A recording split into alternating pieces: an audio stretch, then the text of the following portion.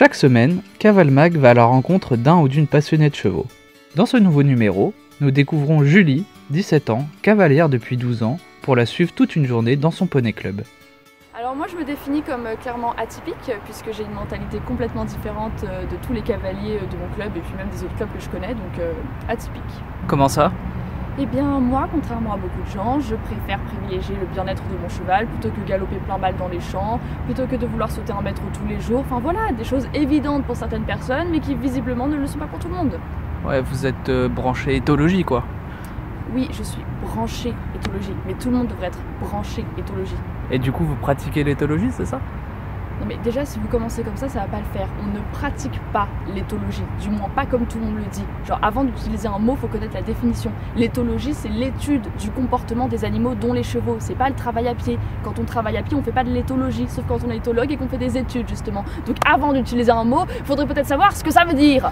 Ok, pardon, je voulais pas vous énerver. C'est bon, j'ai l'habitude. Si je vous ai fait venir ici, c'est pour qu'on voit dans quel genre de société on vit.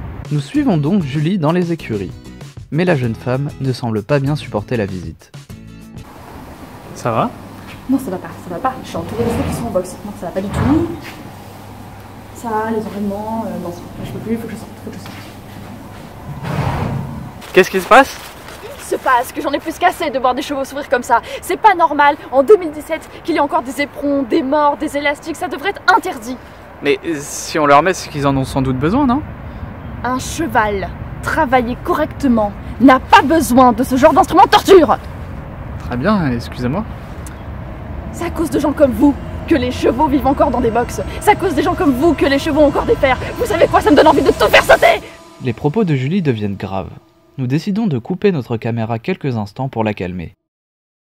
À notre grande surprise, la jeune femme s'effondre devant nous une fois la colère passée. Ça va mieux?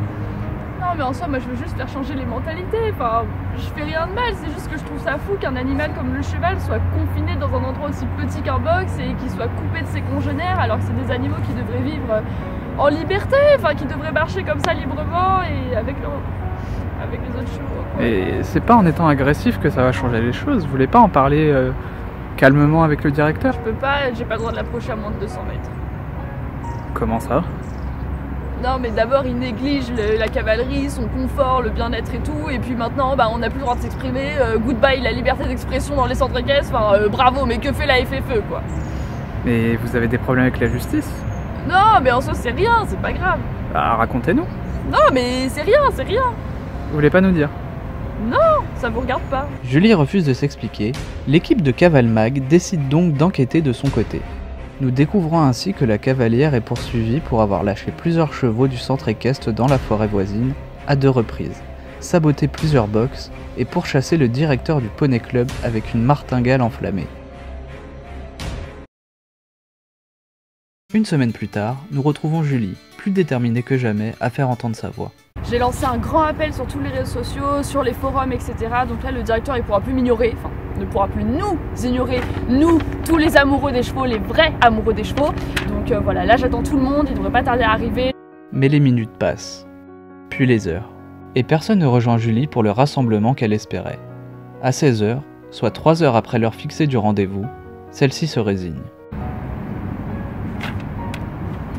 Mais tu veux pas qu'on attende encore un peu? Non mais c'est bon là, personne va venir. Je pense que les cavaliers sont pas prêts à cesser de se voiler la face, tout simplement. Mais bon, c'est pas grave.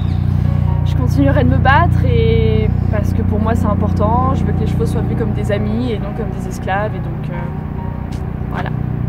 C'est sur cette belle lueur d'espoir que nous laissons Julie derrière nous.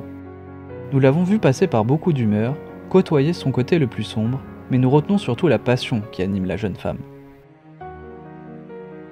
Moi, ce que je retiens, c'est qu'elle a failli brûler quelqu'un avec une martingale. Mais je te jure, elle est attachante dans le fond. De toute façon, si on interviewait des gens sains d'esprit, personne ne nous regarderait. Balance la suite.